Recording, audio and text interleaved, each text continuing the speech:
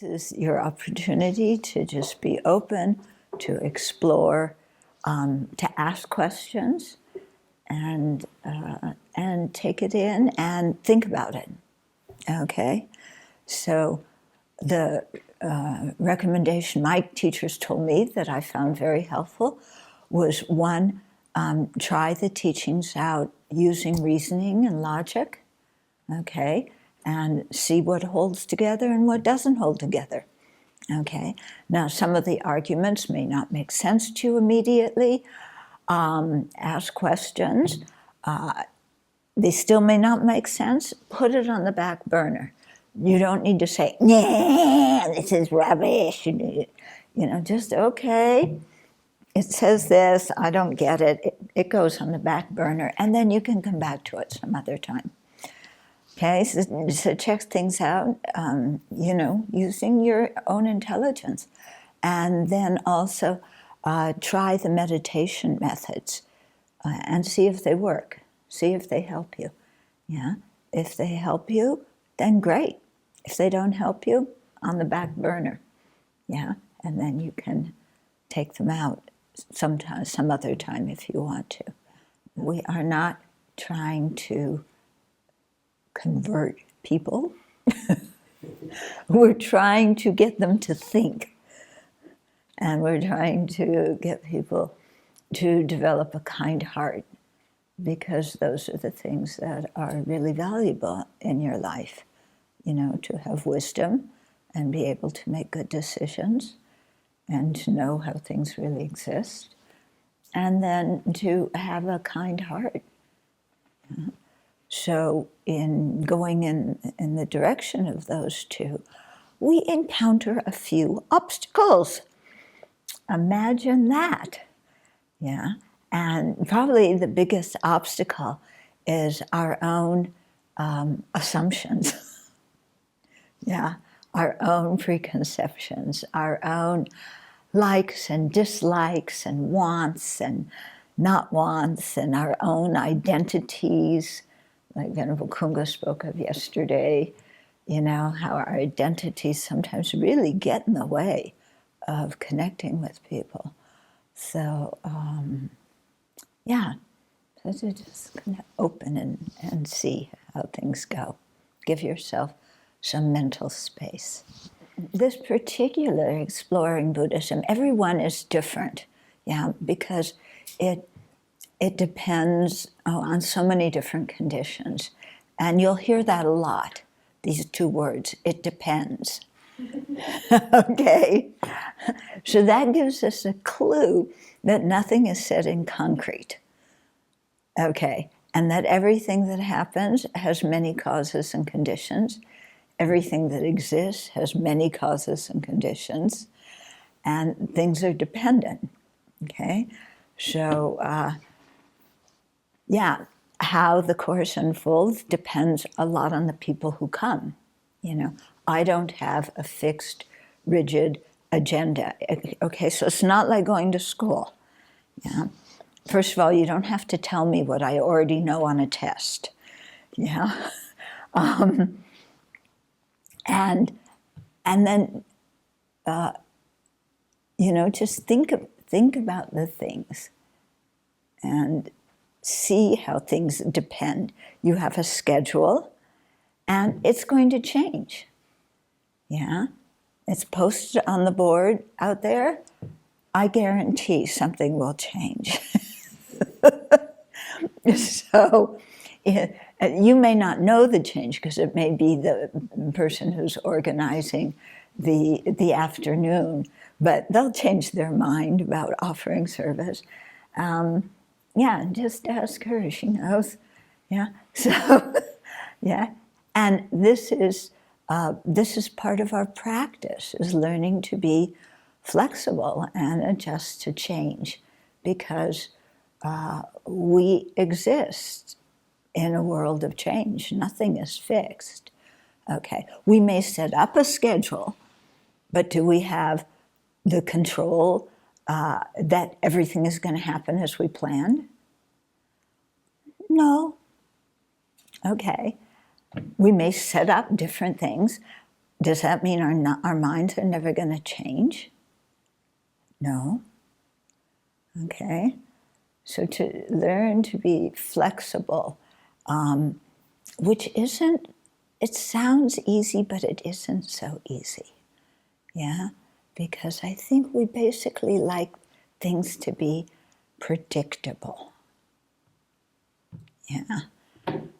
Predictable. I know what's going to happen.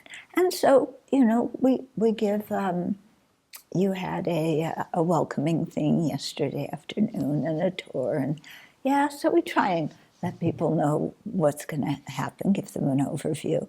But then what actually happens is we'll find out after it's over. Okay? So we co-make the course. Yeah. I don't have a lesson plan, and with all the material we've got to cover. Okay? So it's going to depend a lot on what you are interested in. Okay? And what you want to know about, what is important to you in your lives. Okay? So I encourage you to, communicate that to me, because I cannot read your mind. Yeah? So, you got to say something. Yeah? Or write something. You can write me a note and leave it at my place for lunch. But what you're interested in, what you want to learn about. Okay? And also this program is unique because we've been having it for a number of years. I think the first year we got the property in 2003. And the first one, I think it was in 2005. Yeah, maybe 2004. But we started having the program kind of very quickly. And in those days, I didn't have so much responsibility. So I used to go out in the afternoons and play in the forest with all the people. Because I love playing in the forest, yeah. So I used to do that. But now, all these years later, I have much more responsibility. And then also, I'm leaving on a trip on the 15th, the same day as the end of the course. So I'm trying to do the preparation for that. I'm going to Korea, which I've only been to on flight stopovers. I was invited to a conference on Buddhist nuns. So I think I'm one specimen. And they wanted to hear a talk from the specimen of Western Buddhist nuns. So that's my theme. And, I have to present a paper, which, who wants to read a paper? I don't understand why you have a conference so that people can go and read out loud what you can read in the book. Why don't they have a conference where you just speak from your heart and what's going on? So I'm supposed to read this paper, but knowing me, I will cheat. And that means the Korean translator is going to go a little bit crazy because she has translated my paper already and is ready to read it. And then I'm going here and going there. But otherwise, it's boring. Yeah? So it's got to be something where we, where we say what we want to say in that moment. Anyway, so I'm preparing for that. Yeah. So I won't be able to go in the forest. Also, as you know, we're building a Buddha hall. Did they show you the place? Okay. So,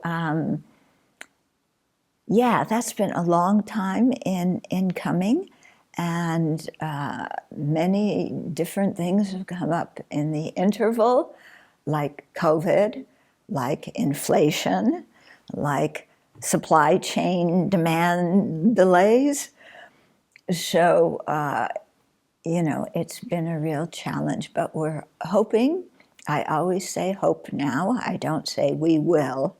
I say I hope we will, start construction.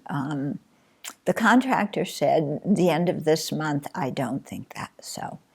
Maybe next month. And yeah, and it's a big building. It's the biggest building we've built so far, and the most expensive. So it's a real push for the community to do this.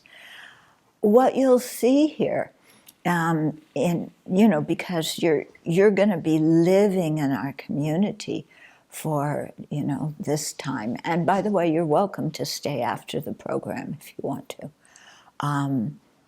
But you'll see how at least our community works together. And we're very focused on being a community, not just a boarding house for monastics. Yeah, but people who really live together and cooperate and have a common aim, a common aim in terms of our spiritual practice, but a common aim in terms of even this life. We want to help to make the Buddhist teachings available to people. We also want to establish the Sangha, the monastic community. And so to do that means we have to talk to each other a lot, okay? This is not a dictatorship. And it's not just one person that talks. It's not a dictatorship. You better agree with me. If you don't agree with me, you're in big trouble, because the dictator says it's not a dictatorship. Okay. So you can see I also make fun of people, and I also make fun of myself. So, chill out. Okay. So, So in doing planning the Buddha Hall, we have a committee of people who work together, but then because it is a stretch and it affects everybody, then we had a meeting where we all decided together, every single person, who was a monastic and involved in the community, decided, yes, they're on board for this project. Because if you have some people on board with a project and some people don't, some people aren't, then you're going to have some tension in there, okay? So we really try and make sure that everybody is on board with something. And if somebody has some doubts, to listen to their doubts, because sometimes their doubts, their questions, their concerns are things that other people haven't thought of. Okay, so we do that. Okay, so what are you interested in? Yeah. Joyful effort. Joyful effort? Mm-hmm. You mean just how to create it, how to have it? And also especially in sort of layman life. I've sort of been watching the talks you've been giving on joyful effort recently, and I'm like, okay, I see how that's very easy, or not very easy, but you can apply that within a monastic situation, but like, how do I have a joyful effort for a coding career? How do I kind of tackle the dual sort of like Buddhist knowledge with also the like being joyful in everyday life? Okay, everyday life with all those obnoxious people. Yeah, all those tasks you have to do, the never-ending tasks. Yes. Okay. So tying into that, I'm wondering just more kind of on a broad level, how to take like the really safe space that Sravasti Abbey has to, really deepen your Dharma practice. How do you kind of take that and apply it into outside of the Abbey, where there are just so many distractions, there's so much going on, and it can be hard to carve out, not necessarily the time, but the space to just be able to do what we do here and to have that space for contemplation and Okay, so it's quite similar to her question. Yeah. Yeah, okay. Other people? Yeah? You and I spoke about this a little bit yesterday, and I brought it up earlier, but maybe just to condense it a little bit, so it's just maybe a real list of topics. I'm really interested in and exploring my own practice right now, my own life, this question around how insight into suffering, insight into dukkha and unsatisfactoriness and all of that, how that eventually shifts into the cessation of attachment.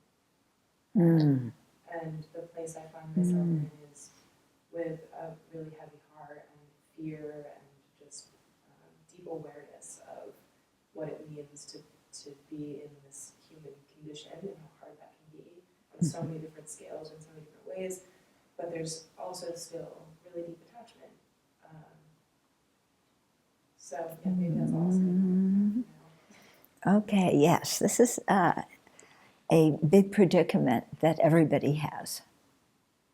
Yeah, everybody, or I should say not everybody, people who have awareness of what it means to be in samsara. Yeah, this is the thing that is difficult for everybody because we are in samsara, we are ordinary beings. And all we know is the physical world around us and all the conditioning that we've had. And we derive a certain amount of pleasure from different things. And we've been taught since we were in the womb, not even after birth, that certain things bring happiness and we should pursue those things. Yeah. And so we grow up in our lives, we start pursuing those things. There may come a certain degree of pleasure from it. And then we see that all these things that bring pleasure in different circumstances bring pain. Yeah, and leave us dissatisfied.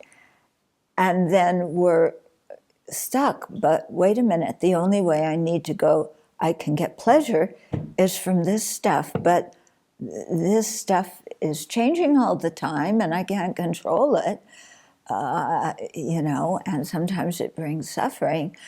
And so what do? You feel caught between a rock and a hard place, as they say, okay?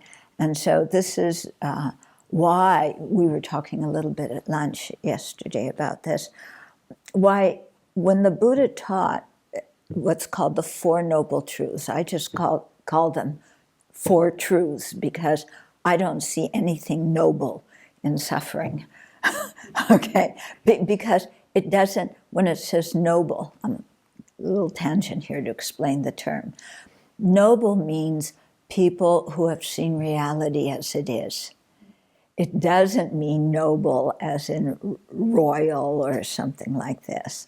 So the people who have seen reality as it is, yeah, they see that there's what we call dukkha, which means unsatisfactory conditions.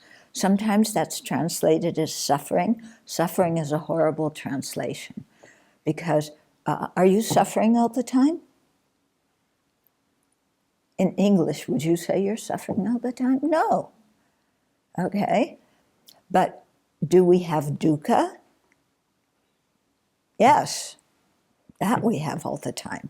So don't think, I'll use the word dukkha, but don't think suffering because it's talking about all sorts of unsatisfactory conditions, which we'll get into as we go along.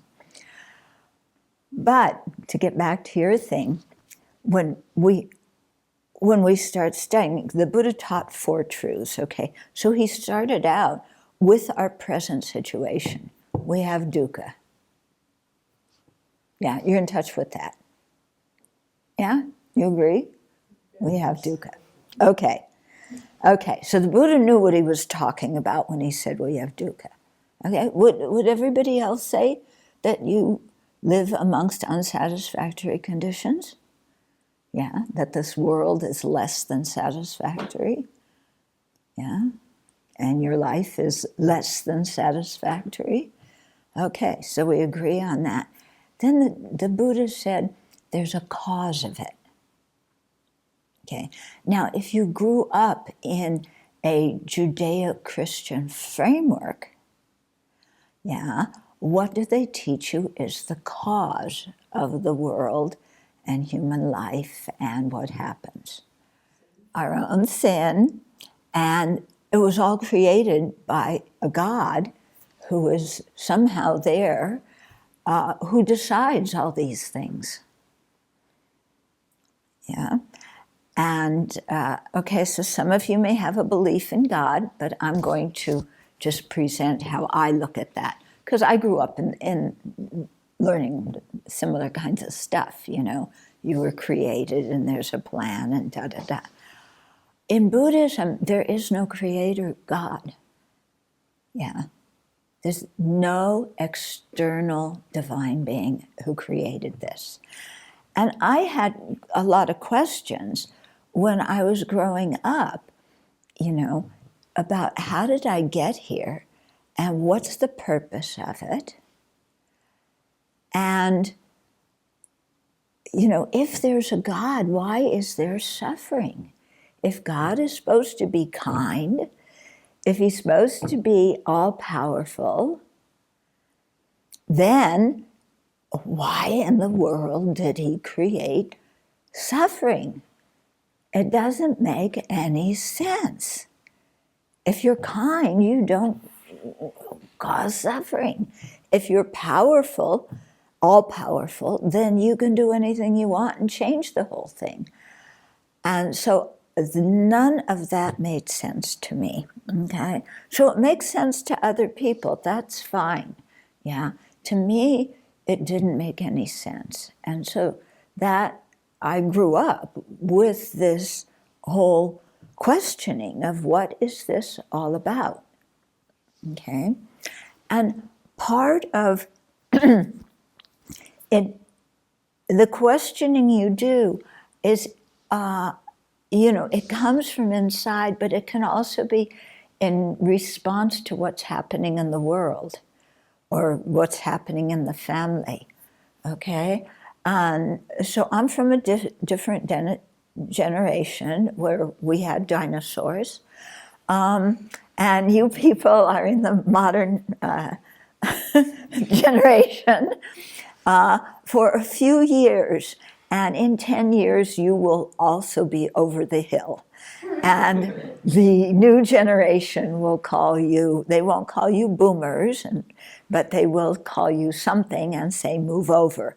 Okay, so enjoy it for the 10 years you have it, and then you're over the hill. So be content with that, okay?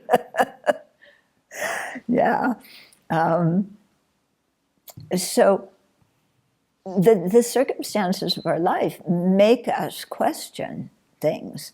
And also, I think we have an inner wish, you know, to understand life. Yeah, an inner wish to know how to connect with other living beings in a healthy way. So a lot of our spiritual questioning can come about that, okay?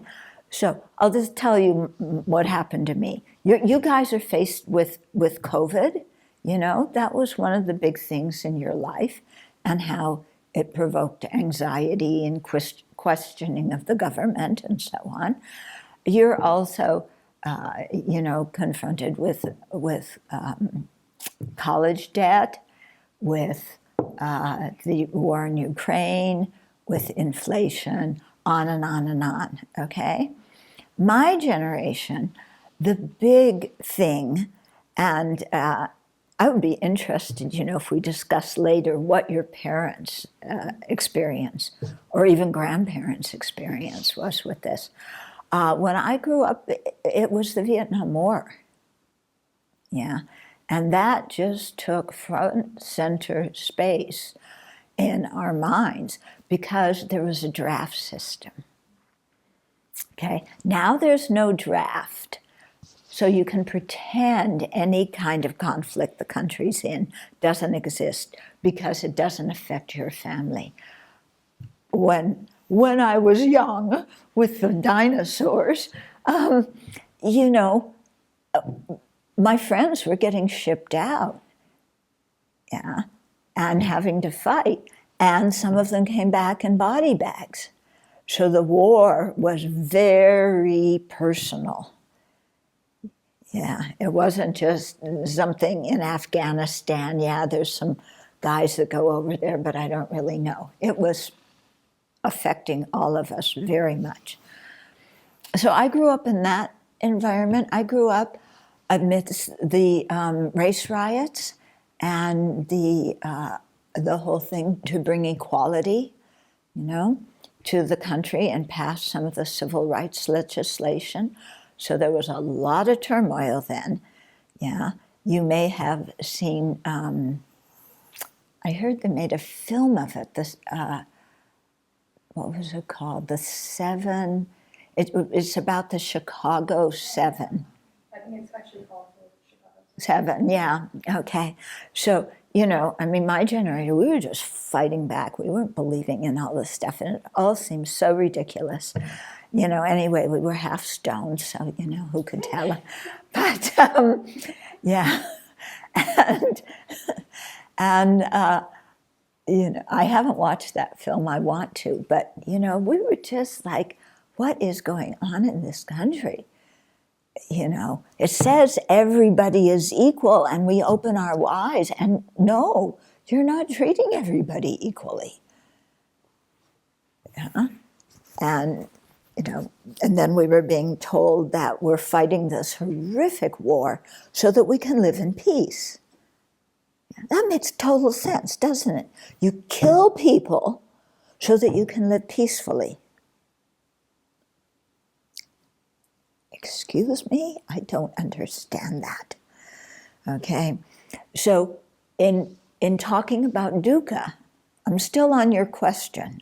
Okay, even though I'm going here and here and here and here. Okay, yeah.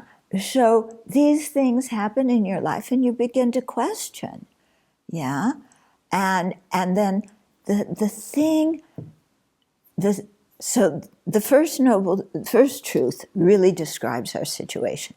The second one was the Buddha said, what's the cause of this? Now, usually in our lives, what's the cause of our unhappiness? Other people. Yeah, the cause of our unhappiness is always outside. Okay?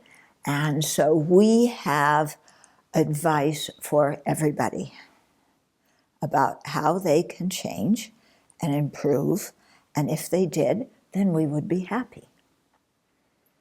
Okay? So our parents should get off of our backs and give us as much money as we want. Okay? Our friends should always support us. They should always be in the same mood as we are in. Yeah?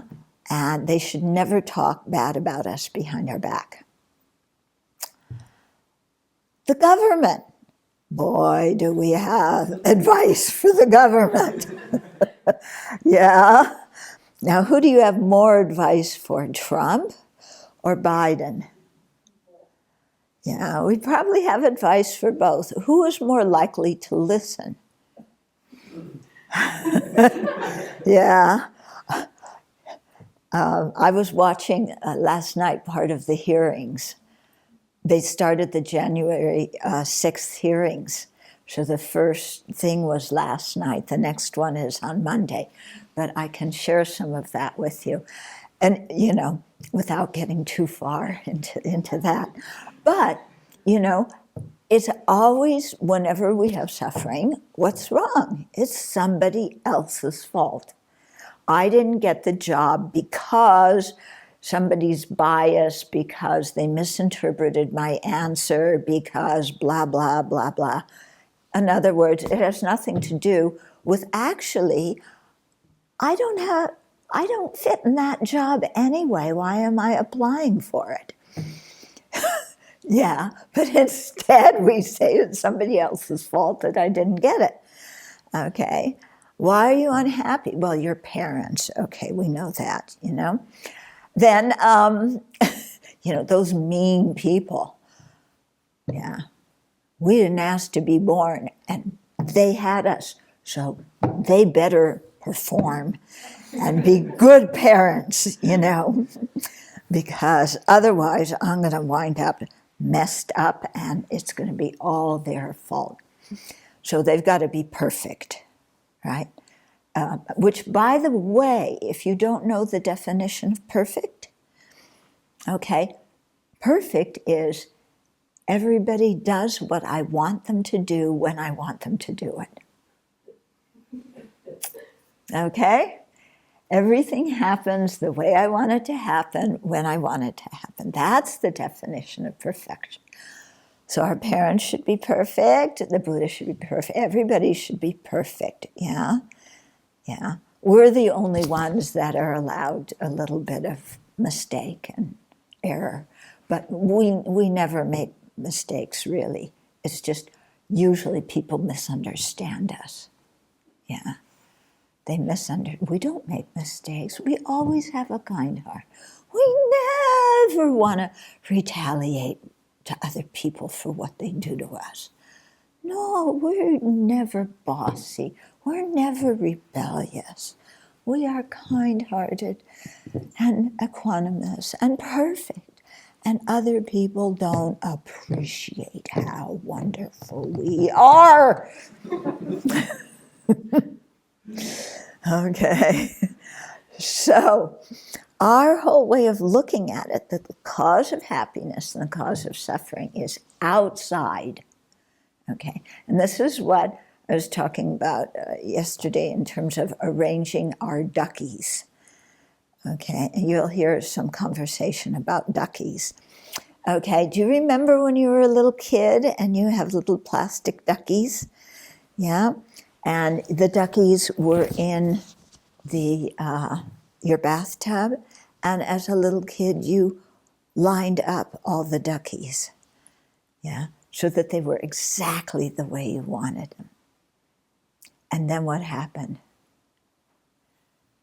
You moved your hand, or your brother or sister jumped in the tub, or your parents came with the soap, and the waves started, and all your duckies went in all the different directions where you didn't want them to go. What suffering. Yeah.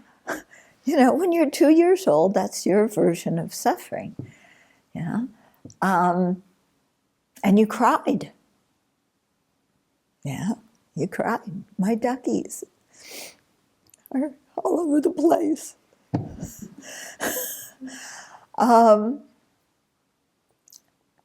So the Buddha, when he talked about what causes all of this, he wasn't talking about the external world. He wasn't talking about the duckies.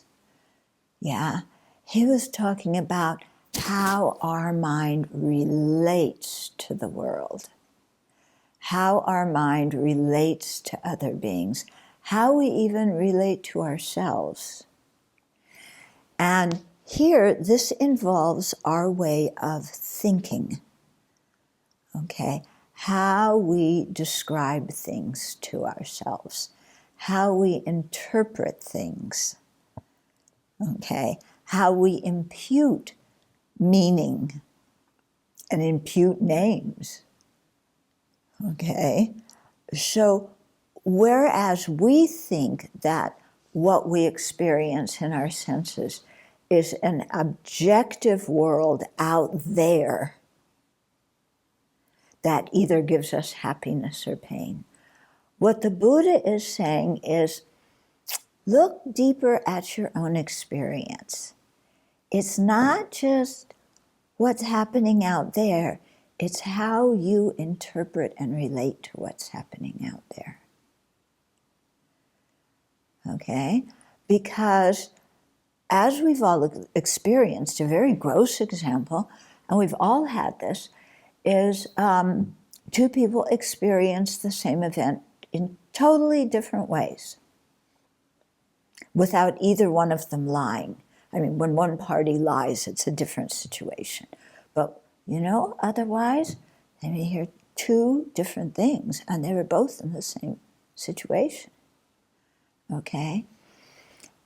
And even if they agree on the facts of the situation, the meaning of those facts also is influenced by our mind and our way of thinking. So we have a lot of habitual ways of interpreting things, a lot of emotional habits, just common ways. Whenever this kind of situation happens, this is how I respond.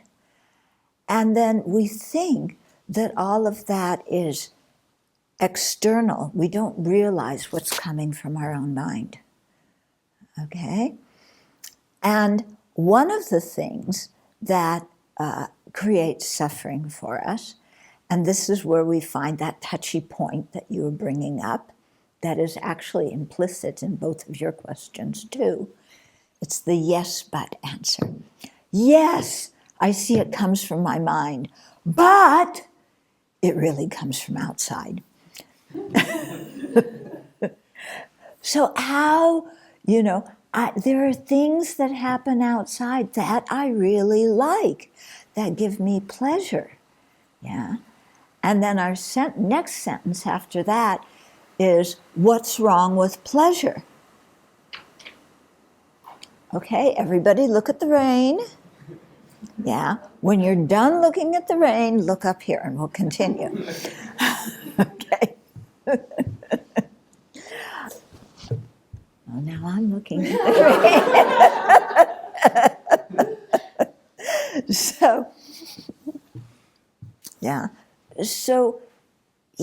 some of these things that happen outside, they give me pleasure. So what's wrong with pleasure? Oh, the Buddha's saying we should never have any pleasure. No, that's not what the Buddha is saying. Okay. The Buddha says we all want happiness. It would be wonderful if we all had happiness. Yeah, there's no use in suffering. Yeah, the Buddha doesn't cause our suffering. He's showing us the path out of the mess that we're in.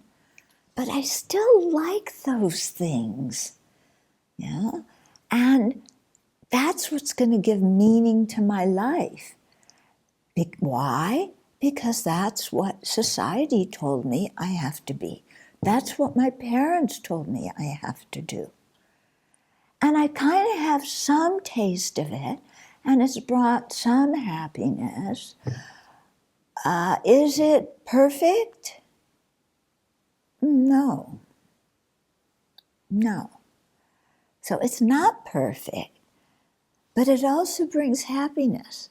So do I look for it? Do I deny myself the happiness? This is the sticky point, right? Yeah. Do I have friends? Do I not have friends? Do I get involved in a relationship? Do I not? What really, the underlying question is, what really does happiness mean? What does it mean to be happy? And the companion question to that is, what causes happiness? Yeah, because we're brought up with the idea of these external things causing happiness. So my teacher used to use the example of chocolate a lot because, we dinosaurs, that was our main dietary thing. What we loved the most was chocolate. So, but you can replace chocolate with whatever your thing is that gives you pleasure, okay? So, and it doesn't have to be food. It could be movies, it could be video games, it could be sex, it could be who knows what, okay? But whatever you think is pleasurable. Your corner office, your future corner office, Yeah, that you're taught that that's success. Yeah, your parents want you to be successful, right? Hello? Yeah, they want you to be successful. What does successful mean? Yeah. So I think some parents, it's just that they want their child to be happy, okay, which is great. But often they want us to be happy within a certain field. It's like, no, you can't be happy as a criminal. No, we're not talking about that, okay? But they also want to be able to talk about us to their friends. Okay, any of you feel that pressure? Yeah, it's like, because they all get together and, and what's your daughter doing? And what's your son doing? And you can imagine my family, they'd talk to me, oh, what's your daughter doing? Well, she graduated Phi Beta Kappa. And, well, what's she doing now?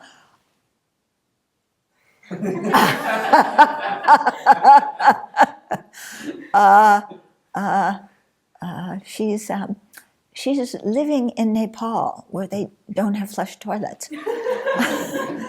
This was Nepal in the 70s.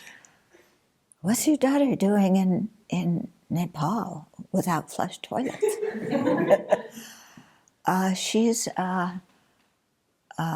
How are your kids doing?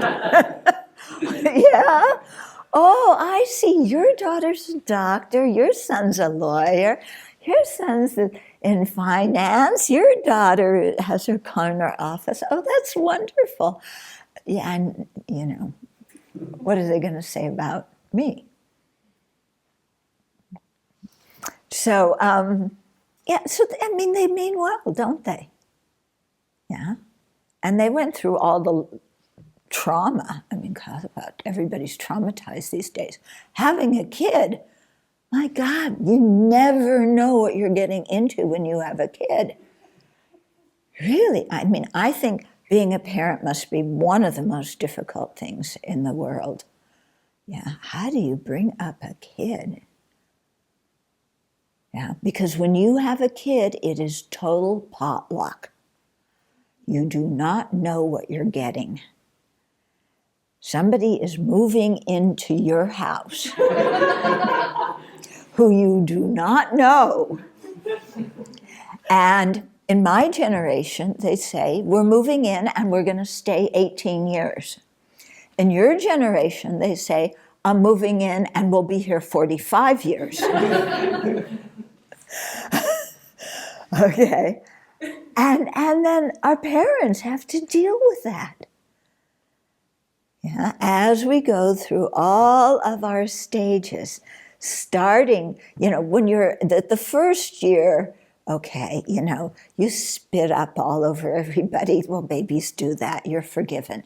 Okay, the second year, you're one in the terrible twos. Okay, and the chief word in the terrible twos is no. And actually, we never grow out of that stage. Yeah. As we've discovered here, the favorite word is no.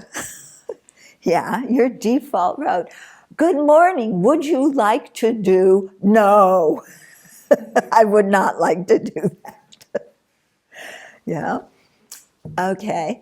And then, they have to deal with all of our other shenanigans, which we don't see as shenanigans. We see as truth and, whatever. And our parents just, they're with the dinosaurs, the older dinosaurs. Yeah. But we're still left with, well, what am I supposed to do? My parents told me this was the road to happiness. And my parents have helped me, and I am grateful to them. And I do love them. Yeah. And I don't want to make them suffer. But they tell me that's happiness, and I'm not so sure. Yeah? Because I'm not so sure that that's what I like, and I'm not so sure if I get the rewards of that that's really going to be the thing for me. Yeah. But society's telling us we have to do that too. Isn't it? Isn't that your messaging? You go to school and then you have all these people who are trying to help you get a job so that you graduate on Friday and then you have a job on Monday and you don't stop working until you're 65 and drop over.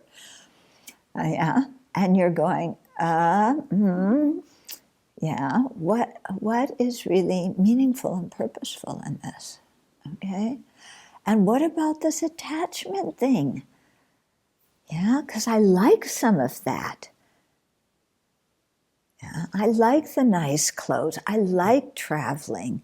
I like, having parties or get-togethers with my friends. I like those stuff. Yeah. And the Buddha is not saying don't have pleasure. Pleasure is not the second truth. Second truth is the cause of dukkha. Pleasure is not the cause of dukkha. Attachment is the cause of dukkha. But this is really hard to come to terms with because we think when attachment is in our mind that it brings happiness. Yeah?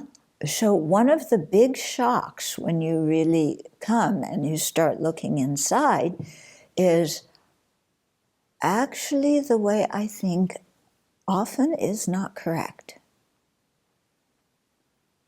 Yeah, but some of what I think is very deeply held. Yeah, and the world agrees with me, so it's hard to give it up. But I can also see there's some cracks. Yeah. So then the question comes, well, what about my friends? Can I have friends? Of course you can have friends. Nothing wrong with having friends. But what if I'm attached to friends?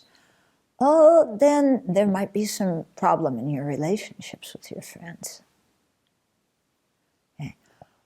And then you start questioning, well, you start even back up, not just, well, what kind of problems are there, but what does it mean to be somebody's friend? Yeah? Have you ever thought about that? What does it mean to be someone's friend? And this has two sides to it. What kind of people do I want to have as my friends? And am I cultivating in me the qualities so that I can be a good friend to somebody else? Yeah. These are important questions. We often don't ask them, or they're asked in a confused way. Well, what attracts me to people? Their looks. Okay? Because this is what advertising is all about. Yeah, you've got to look a certain way. And none of us look like the people in the magazines and on TV. None of us do. Yeah. So in high school, I don't know about you, but I was always looking at everybody else, and they were the ones who looked like the models, and I didn't. Yeah. And then, of course, 10 years later, the models look slightly different. You're supposed to look like that. But what the big thing for me was when I went to college, and there was one person who lived down the hall who looked like the models. And I thought, wow, she must be so happy. And she was a friend, so I got to know her. She was not happy at all. I was like, wow, I thought good looks meant you had a lot of friends and that you were happy. Well, what's wrong that she's miserable? Okay, Well, there were other things going on in her life that made her miserable. And also, being so physically attractive had drawbacks because all the guys wanted to use her. And she was a human being and she didn't want to be used. Okay? So you get what you want, but then it brings problems with it sometimes. But you don't get what you want. You don't look like you think you're supposed to look. So what's wrong with me?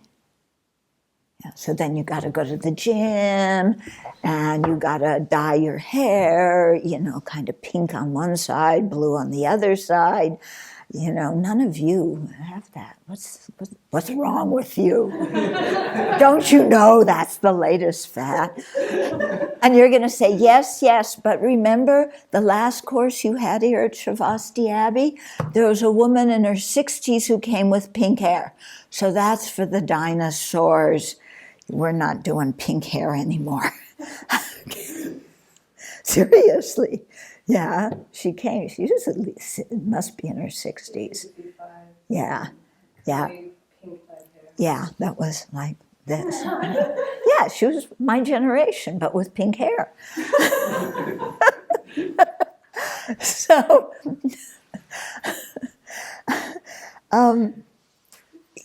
so physical looks, is that a good criteria for choosing somebody as a friend? Yeah, is it?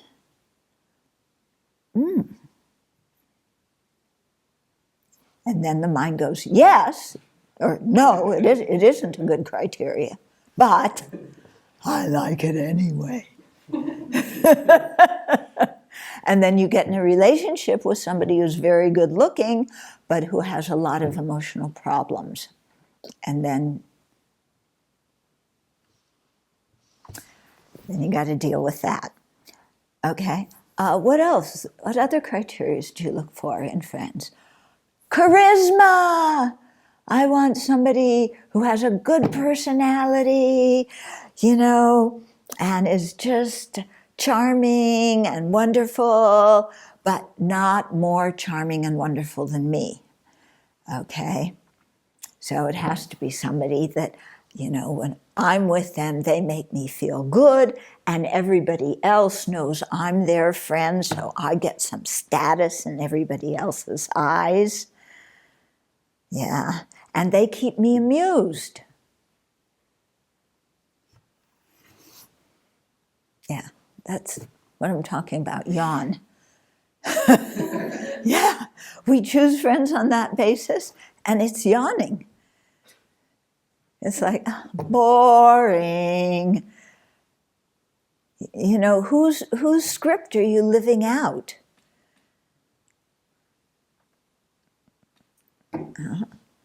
Are you trying to be, we spend so much time trying to be what we think other people think we should be. Okay? If that's hard to understand, it's because actually it's quite simple. We look at other people because we want to be accepted by other people. So we look to other people and what do they think I should be so that I can be acceptable to them? Well, they think I should look a certain way, I should do certain things, I should have a certain career, and my whole list of criteria. So then I try and become what I think they think I should be. Okay? So I'm totally out of touch with myself. Yeah? I don't spend any time looking inside because I am so busy doing tap dances and backflips and all sorts of other things so that I can make myself into what I think they think I should be.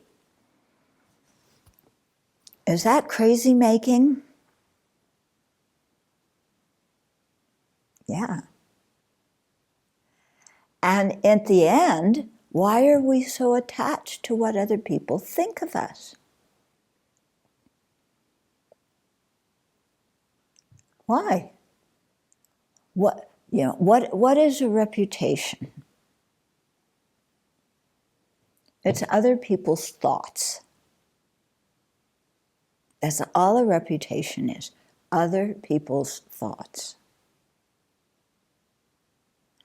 How much time do you think other people spend thinking about you and what they think about you?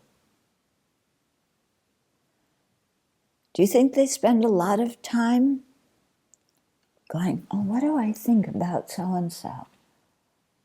Yeah, I don't know your names yet, and I'll probably forget them once you tell me. But, what do I think about? I know Gigi's name, okay. So somebody's going, what do I think about Gigi? And I know Morgan's name, yeah? What do I think about Morgan? What do I think about Gigi? All day long, do you think other people are thinking about you and what they think about you? No, they're too busy thinking about themselves. Yeah. So why do we worry so much about what they think about us? And anyway, are their thoughts about us true? Are they accurate? Is that who we really are? Is it? Well, what happens if one person tells you this and another person tells you that, and they're totally contradictory? Which one are you? If you are completely dependent on other people to tell you who you are because you can't evaluate yourself, then you get so confused. This person told me I was wonderful. I love them. This person told me I was awful. I don't like them. But maybe which one was right? This one? This one? Who am I? Am I wonderful? Am I horrible? And then somebody says, well, how do you feel about yourself? What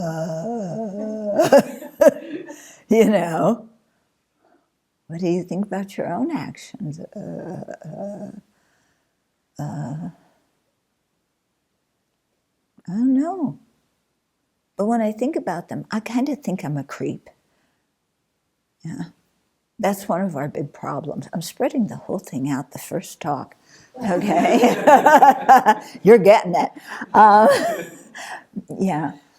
But, what do we think about ourselves? Well, whenever our self-image is dependent on this objective reality outside of what other people think we should be, then, and then you add what God thinks we should be, because we've been inculcated with that stuff.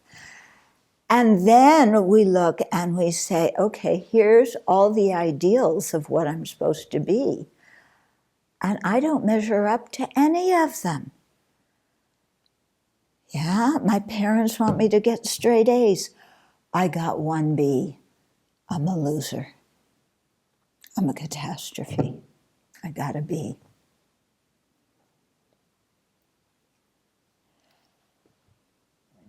Yeah? Our parents want some other thing. I remember the first and only time I scratched the family car, pulling into a parking space.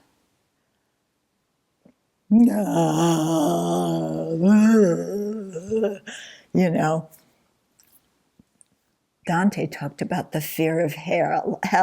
I hadn't had the fear of hell. I think the fear of getting in trouble with my parents was worse. Okay? Okay. So we compare ourselves with what we think we should be, what we think other people think we should be. And then we say, I'm not that. I just, I'm a failure. I'm a wreck. No wonder nobody loves me. Yeah. Do any of you have enough love? You have enough love? You couldn't use any more? You're happy with it? You're happy with it? Okay. Okay, we'll wait a few minutes on that.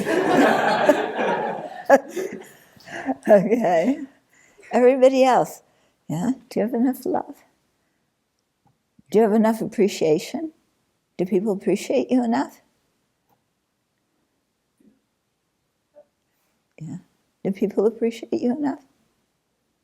In my circle, yes. As soon as you step outside the little circle you created for yourself, maybe not. Oh, so you've created a little circle of people who all agree with you and think you're wonderful. Smart girl, okay. Yeah. And then you go through your life with your little circle because other people are dangerous because they may think differently than you think. And difference means danger. So you're really gutsy coming here, you know. And you're only here for an hour. So far, so good. But, you know, if I don't rattle you, then I'm not doing my job properly. So, okay. But, yeah, no, I'm not intentionally trying to rattle you. It's just when we talk about things that are meaningful, our old conceptions and our assumptions and our preferences get rattled. Yeah. And that means we're growing. You know? If you stay with that one little circle of friends who are all saying nice things about you your entire life, what is your life going to be like? Especially once one of them dies, like what do you do then? Yeah. When one of them dies. When all of them die and you're the only one left. Or what about if somebody changes their mind? Or you're separated from them, yeah? Because we don't know. I mean, the people in Ukraine never thought they would be separated from their friends and family. And then, boom, you know, you are a refugee and you're in exile. And how many of them will ever go back to Ukraine? We don't know. There's nothing to go back to except a bunch of rubble. Okay? But there's something in me that still likes it and gets some pleasure. Okay. Anyway, if I don't get pleasure from that stuff, what is going to make me happy? Yeah. If I can't eat my chocolate, if I can't, you know, go out with my friends, if I don't have any friends, if, you know, this, if that, if the other thing, yeah, how am I going to be happy? And again, we think it's got to come from outside, you know? Or something's terribly wrong with me because everybody else looks happy, right? Right? Isn't this high school mentality? I mean, think about high school. If you live through high school, you can live through anything. But no, think about it. You know, what was high school about?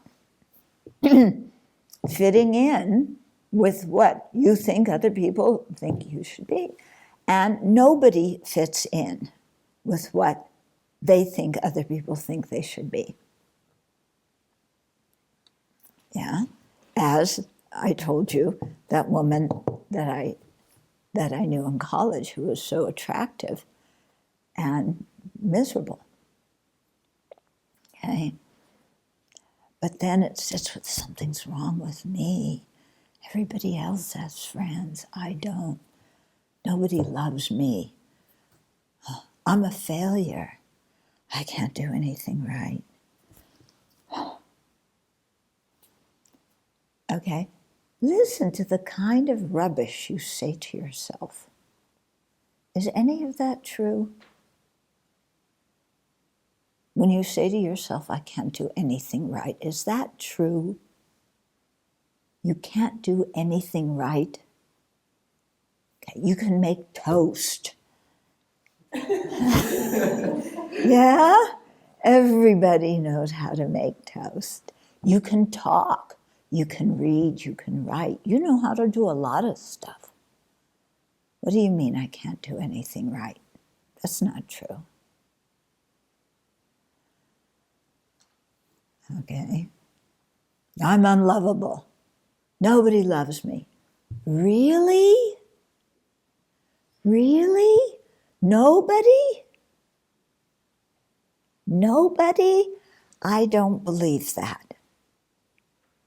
Yeah, I don't believe that.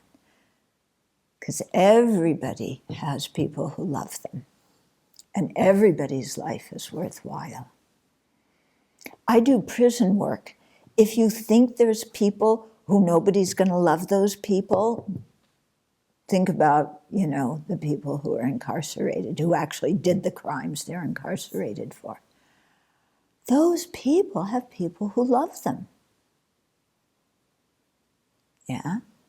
Who do not abandon them, who think their mothers, are their most loyal, companions. Their kid is in prison for murder. The mother loves that child.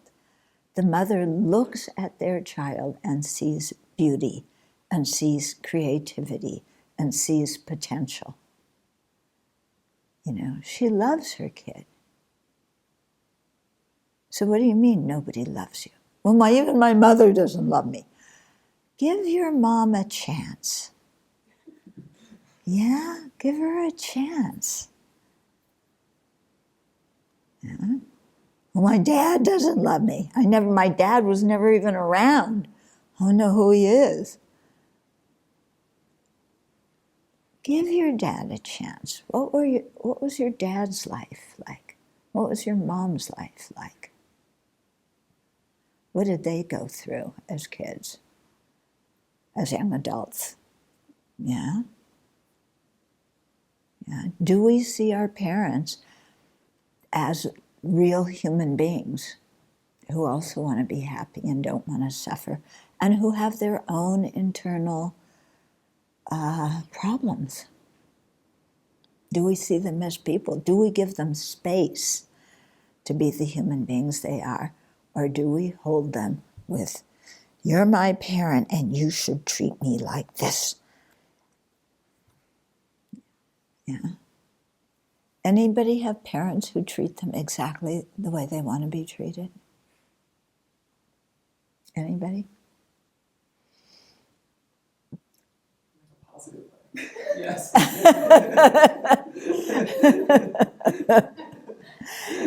In the positive way, they treat you the way? Giving lots of love. Yeah. Lots of love. Okay, yeah, so you're a spoiled brat. Yeah. You never learned to deal with frustration. You never learned to deal with not getting what you wanted. Oh, the truth comes out. She's an only child too. She just walked out of the room. No, now she's coming back. I have 4 step-siblings now, so. You have what? 4 step-siblings. Oh, okay, but that doesn't count. Yeah, he's an only child just like you. Good company. Yeah. I heard guilt afterwards. I always wanted brothers and sisters. I did too, yeah. To just take a little bit of the attention away. Anybody else an only child? Oh, another one. I was thrilled to be on my own, though. I never wanted a sibling. You never wanted siblings. Yeah. I had a lot of space kind of on my own. Okay. Minta, you had lots of family around you, though. Yes. Yeah. So maybe not siblings, but lots of family. Her aunt, by the way, makes the most delicious Thai food. But Minta is her own person. We don't have to see her through the eyes of being the niece of Cooney. So we're still stuck at that thing, but there's things that are appealing. Yeah, well, there's nothing wrong with the pleasure. It's when we get attached to the pleasure. When we say, actually, the thing we're most attached to is the feeling. The feeling exists in our mind. But we confuse the feeling with the object that provokes that feeling. Okay?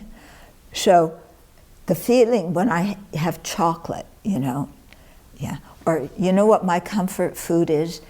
Indian chai. A really good cup of Indian chai, yeah, and chocolate. Yeah, but not just plain chocolate chip cookies, yeah, made in a certain way. They have to be perfect chocolate chip cookies, otherwise they don't comfort me the way I think they should. And it's their fault.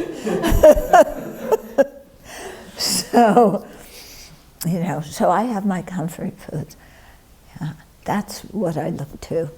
But then sometimes, oh, I want this cup of chai. And then, somebody didn't make it very nicely. Yeah, they put in half a cup of ginger. It is burning all the way down. Yeah, half a cup of ginger for 1 cup of chai. No. Okay. So, then my chai doesn't satisfy me. It isn't doing what I want it to do. But sometimes it does. It does, it really calms me down. I like it. So then we become like the rats. You all went to a psych class where you study what rats do. Yeah, fascinating, isn't it, with rats? And then the people act so much like rats. So what are the rats doing? They're always clicking the thing.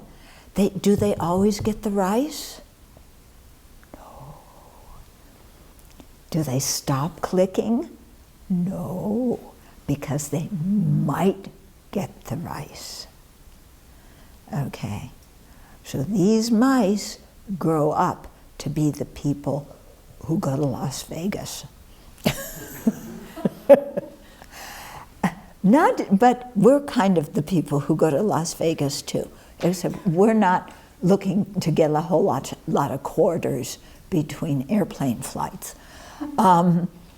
But we're looking for our bit of pleasure, and we keep pecking at it. And sometimes there's pleasure and sometimes there's not. What's fueling that? We're attached to the pleasure, and we think the pleasure comes from all those quarters coming out of the slot machine. Isn't that a wonderful sound? Well, everybody has their own thing. Maybe your thing is video games. I killed so many people on a video game. I won the video game. Well, congratulations.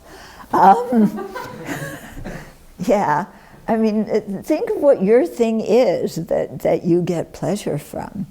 Yeah, and then how the pleasure is the feeling inside us that we think comes from the object or the person, as if the pleasure exists in that chai, and when that chai moves from here to here and touches my tongue, then the pleasure comes from the pleasure that's inside this chai.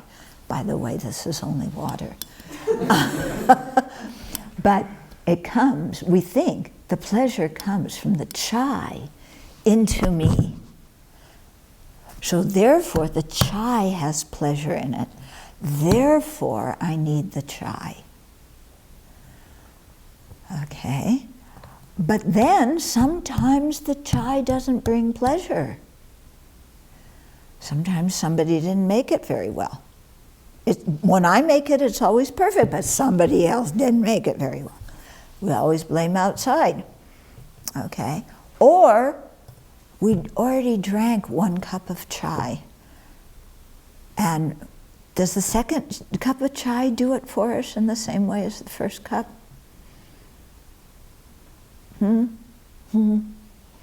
Mr. and Ms. Perfect.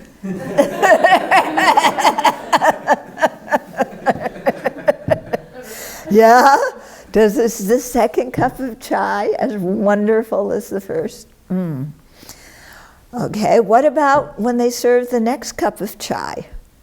And there's no break between them, you know. As soon as your cup's empty, it gets filled up again. Yeah? Then, is the third cup of chai, does it give you so much pleasure? By that time, you're sitting with your legs crossed because you have to go pee. And the chai is like a hindrance when you have to get to the toilet really quickly. So that chai that you thought was going to bring you pleasure, all of a sudden is being a big obstacle to your pleasure, because now your pleasure is you in the toilet. Yeah, it's not you in the chai anymore. Okay. So it's very interesting because some of the things we thought would give us happiness, yeah, if we do them repeatedly, instead of having more and more and more happiness, eventually it becomes uncomfortable. Okay? You fall in love. Yeah? Just like the movies, you know, it's like Romeo and Juliet. Do you want to be like Romeo and Juliet? No, they both die. Yeah, I know. So, who wants to be like, but it's put up, Romeo and Juliet, and who is it? Tony and, is it Maria? Oh, yeah, Maria. What? Yeah, Maria. Maria. Tony, Maria. Yeah. You know what I'm talking about? West Side Story. West Side Story, yeah. Okay, so for them it was love at first sight. Across the dance floor, in the gymnasium, they saw each other, and suddenly, all my needs are fulfilled, and they love me. They haven't even said one word. I don't even know them, but they love me, and that's good enough for me, at least at this moment. And then, you know, it's so, you know, the society doesn't accept it because, what is it? He's a crypt and she's in the blood side, or I don't know. Sharks The reverse. What? Sharks and the Jets. Sharks and the Jets, not the Crips and the Bloods. See, you can tell I'm from LA, okay? In LA it was the Crips and the Bloods. Okay, it was the Sharks and the Jets. Yeah. So who was the shark and who was the jet? I always get them mixed up. Okay, well anyway, you know, they were on different sides of the aisle. One was a Republican and one was a Democrat. Yeah, and they fell in love. Oh, how could that ever happen? You know? And Mitch McConnell is on one side and Nancy Pelosi's on the other side, saying, you can't love that person on the other side of the aisle. It's forbidden. Okay. But this is true love that is always going to make you happy. Always, 100% guaranteed. You just have to meet the right person. And then you have true love forever and ever and ever. Okay. Do you know anybody who is happily married who never has problems?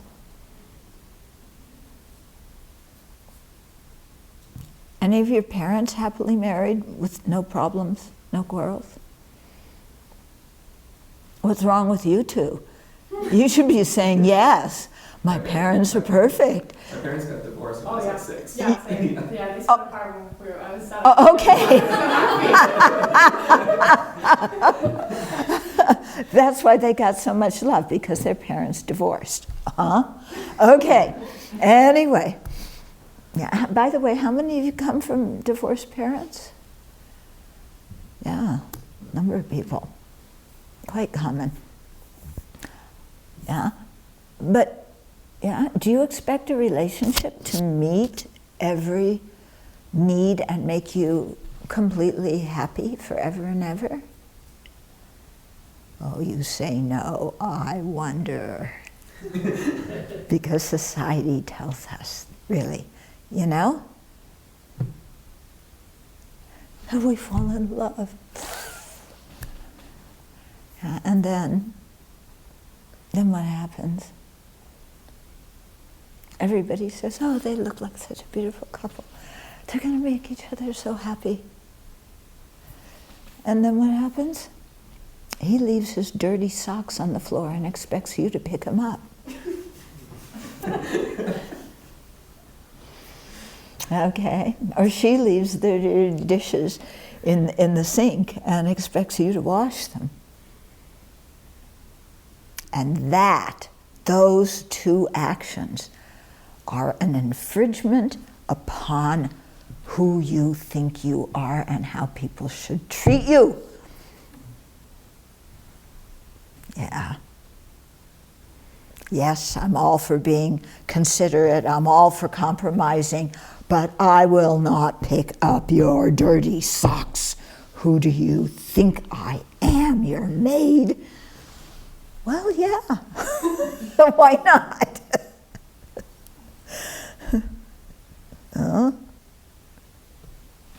And you expected me to wash your dirty dishes. Yeah. Don't you know you're supposed to do that? Who said that? Yeah. There's dirty dishes. You wash them. Yeah. And then all of a sudden, and then the other person, why should I wash your dishes? They aren't my dishes. I'll wash my dirty dishes, but I will not wash your dirty dishes. Why not? Because that is infringement on my integrity, on my individuality, on my independence. You think I am your slave. Yeah, and then Tony and Maria, you know, they have to go to marriage counselor about dirty socks and dirty dishes. Yeah, but what's the problem? The attachment that arises from all these false expectations that this thing is going to make me happy forever and ever and ever. Okay? So when we're attached, and by the way, what I mean by attachment is when we exaggerate the good qualities of someone or something and then cling to it. So I'm exaggerating the good qualities of my chai. I'm exaggerating the good qualities of whoever I fall in love with. Okay. I exaggerate good qualities all the time. And then I think that the pleasure comes from that object or that person, so I've got to have them, I've got to be with them. Yeah. And that brings me pleasure. Yeah. And part of the pleasure can also be that I then appear successful to other people. Yeah? And I've got to appear successful. What does successful mean? Okay, we'll talk about that some more later. Yeah.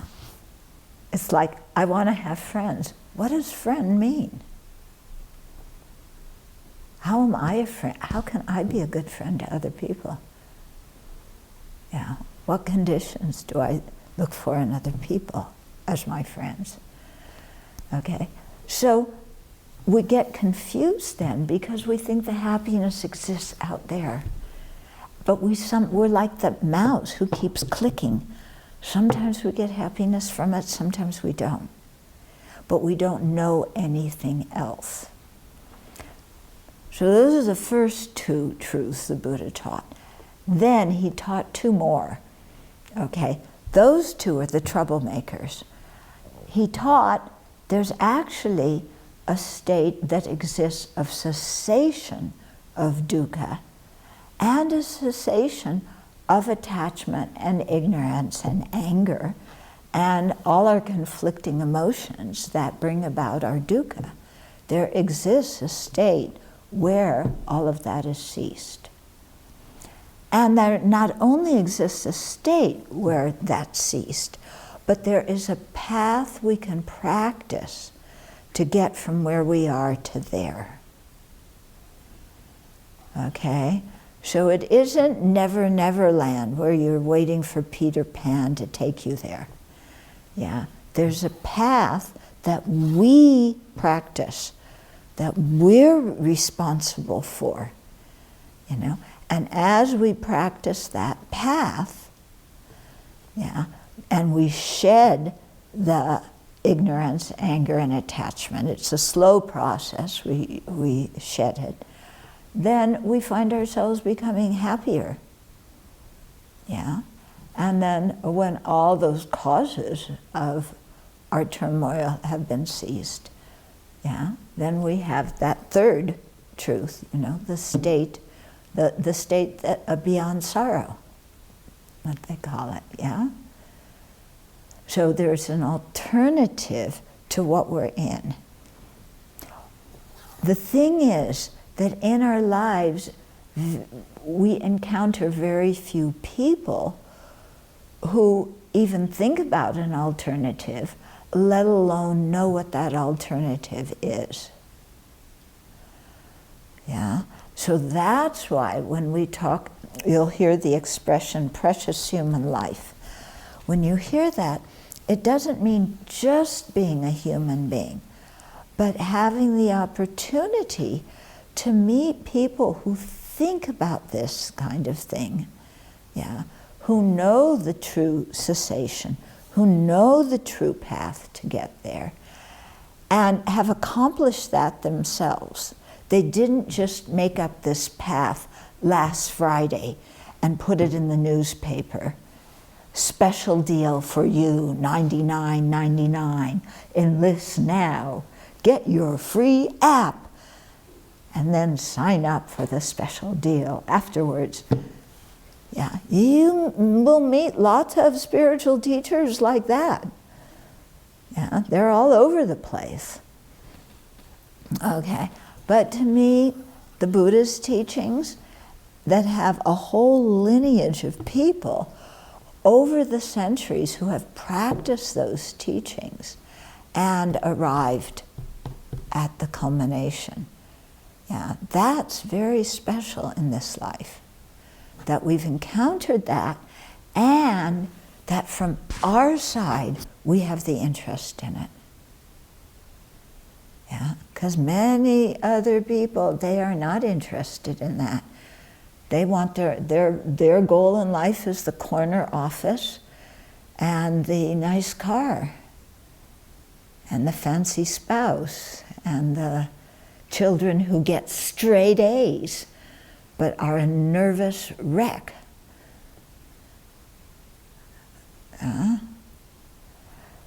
So you're already quite fortunate, you know, in the sense of meeting the teachings and in the sense of, from your side, being interested in this and wanting to learn and wanting to do that. Okay? So we will conclude for now. We usually dedicate the merit. We usually start with the motivation, but I just talked too much and we didn't get around to that next session. But the,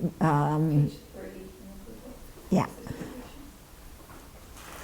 So when we're dedicating the merit, we're thinking about the goodness that we created together as a group and as individuals, and then we're sharing that. We're spreading that out saying that by the goodness that we created from even thinking about what we're thinking about, may this have, in the long term, a beneficial effect on all living beings and create happiness in our world and beyond our world.